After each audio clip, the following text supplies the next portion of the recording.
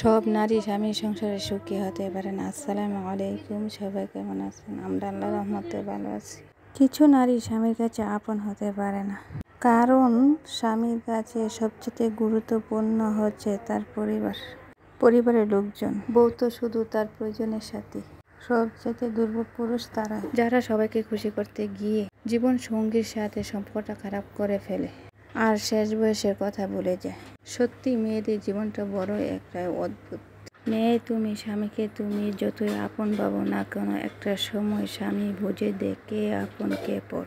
সে কখনো তার পরিবার থেকে বেশি তোমাকে ভালোবাসবে না। কিন্তু একজন স্ত্রী তার জীবন দিয়ে তার স্বামীকে ভালোবাসে, তার সংসারটাকে অনেক ভালোবাসে।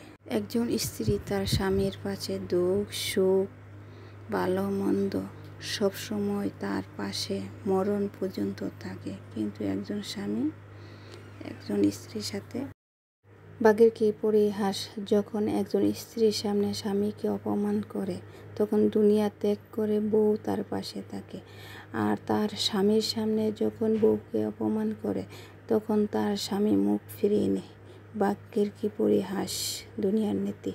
অথচ তারপর স্বামীর পরিবারের লোকজন যদি তার স্ত্রীকে কিছু বলে, তাহলে সেটাইতে সত্যি মেনে নেয়। আর স্ত্রীর পরিবারে যদি স্বামীকে কিছু বলে, তাহলে স্ত্রী এটা কোনো সময় মেনে নেয় না। কারণ একজন পুরুষের কাছে তার পরিবারের চেয়ে মূল্যবান কিছু আর কিছু হতেই পারে না। কারণ সে পরিবারকে ভালোবাসে, সে বিশ্বাস করে, কারণ তে ওই বিশ্বাস নিয়েই থাকে। কিন্তু তার বউর কথা কোনো সময় বোঝার চেষ্টা করে না। তার পরিবারের যতই মিথ্যা কথা বলুক না কেন, সে ওইটাকে সত্যিই বলে নেয়। মা বাবাকে এত বিশ্বাস, এত মূল্যায়ন করে।